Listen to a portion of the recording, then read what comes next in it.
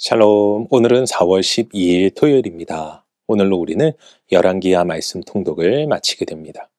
분열 왕국의 역사 속 등장하는 왕들의 모습을 기억하며 악한 일과 선한 일을 분별하여 하나님의 뜻에 따라 살아감으로 칭찬 듣는 성도님들 되시길 기원합니다.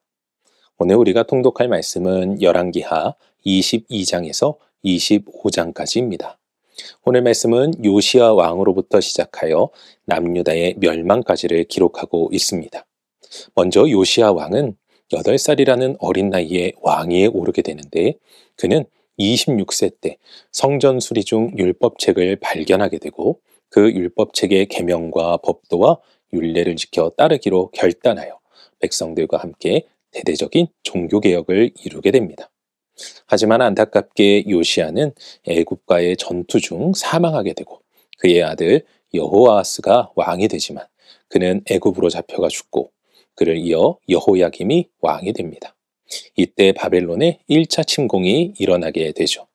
그리고 그를 이어 여호야긴이 왕이 되는데 이때 바벨론의 2차 침공이 일어나 여호야긴은 바벨론의 포로로 잡혀가게 됩니다. 그리고 바벨론 왕은 여호야긴의 숙부인 마따니아, 곧 남유다의 마지막 왕 시드기야를 왕으로 삼게 되는데 그는 바벨론 왕을 배신함으로 예루살렘은 바벨론에 의해 완전히 멸망하게 됩니다. 하지만 하나님은 여호야긴을 통하여 다윗의 계보를 이어가시는 은혜의 모습을 보여주십니다. 오늘은 이러한 말씀 가운데 열왕기하 23장 26절 말씀을 묵상해 보도록 하겠습니다. 열왕기하 23장 26절 함께 읽겠습니다. 그러나 여호와께서 유다를 향하여 내리신 그 크게 타오르는 진노를 돌이키지 아니하셨으니 이는 므낫세가 여호와를 경노하게 한 그 모든 경노 때문이라. 아멘. 오늘 본문을 보면 요시야의 종교개혁에도 불구하고 하나님은 남유다가 멸망할 것이라 이야기하십니다. 이는 악한 길에서 돌이킬 때 하나님께서 심판의 뜻을 돌이키신다고 하신 말씀과 상반되는 모습처럼 보입니다. 그렇다면 하나님은 우리에게 거짓말을 하시는 것일까요? 그렇지 않습니다. 분명 요시야는 종교개혁을 행하였지만 당시에 선지자로 활동했던 스바냐 말씀을 보면 유다 백성들에게는 50여 년간 악한 길로 통치하던 므낫세 때의 구습들이 존재했던 것을 확인할 수 있습니다. 어찌 보면 당시 유다 백성들은 형식적으로는 하나님께 돌아온 듯 하였지만 그 중심은 여전히 과거 므낫세의 죄에서 벗어나지 못하였던 것이죠. 저는 개인적으로 이 모습 속에서 한 가지를 발견하고 깨닫게 되었습니다. 그것은 하나님 앞에 회색지대는 없어야 한다는 것입니다. 겉으로는 하나님을 섬기는 듯 하지만 그 마음 중심에 여전히 죄를 품고 살아가서는 안 된다는 것입니다. 쉬운 말로 하나님과 세상을 양다리 걸치는 삶을 살지 말아야 한다는 것이죠. 사랑하는 성도 여러분, 우리가 하나님을 믿는다고 한다면 확실하게 행동해야 합니다. 요한계시록을 보면 라오디게아 교회를 향한 경고의 말씀이 나옵니다. 그 말씀이 무엇입니까? 차갑든지 뜨겁든지 하라는 것입니다.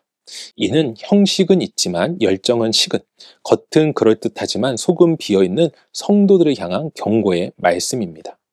우리는 이 말씀을 통해 나 자신을 돌아볼 수 있어야 합니다.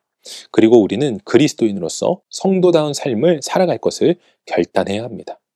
우리 모두 양다리 걸친 인생이 아닌 오직 하나님만 의지하며 그 말씀 가운데 순종하는 삶을 살아가 끝내 멸망당하는 유다 백성이 아닌 회복의 은혜, 구원의 은혜로 기쁨과 감사가 충만한 성도의 삶을 살아가시는 모두가 되시길 주님의 이름으로 간절히 축원합니다.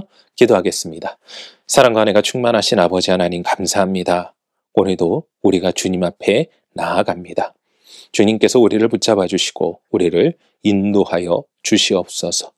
무엇보다 주님 앞에 간절히 바라고 구하는 것은 우리가 하나님의 말씀과 뜻 가운데 서되 양다리 걸치는 삶, 곧 세상과 하나님을 겸하여 섬기는 인생이 아닌 오직 하나님만 섬기는 인생 되게 하여 주시옵소서.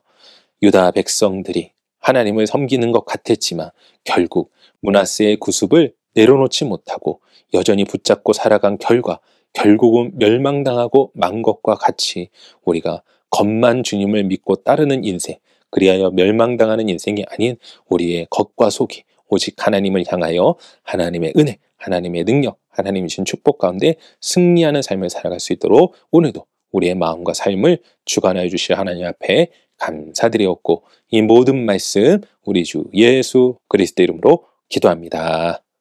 아멘.